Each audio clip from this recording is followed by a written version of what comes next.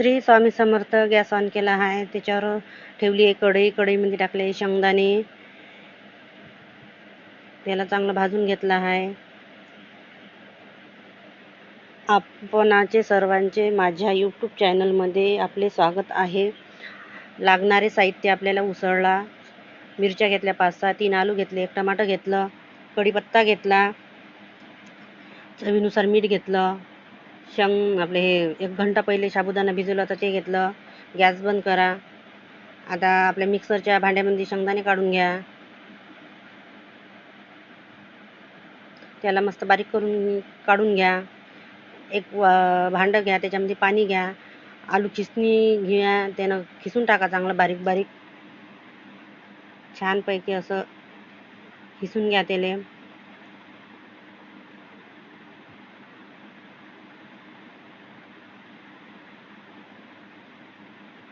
दोन पाण्यानं धुवून टाका त्याला सप्पापैकी. का किती बारीक झालं मस्त. आता मिरच्याला कापून घ्या, टमाटर कापून घ्या. आता 2 बुटले मीनं कढईमध्ये तेल टाकलं आहे, कढीपत्ता टाकला, मिरच्या टाकल्या कापलेल्या, हिरवी मिरची. तुमच्याकडे हिरवी मिरची नसेल तर लाल मिरची बी टाकू शकता तुम्ही, खूप चांगलं लागते. ते बी एक व्हिडिओ टाकून आहे माझावाला लाल मिरचीचा.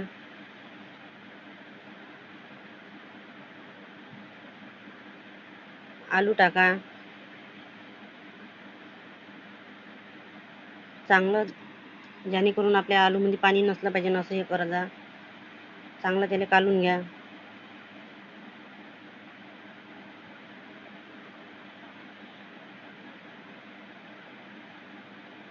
झाकण ठेवून घ्या त्याच्यावर. आता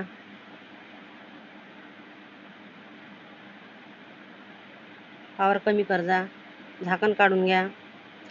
टमाट्याला चांगलं हे करून घे जा.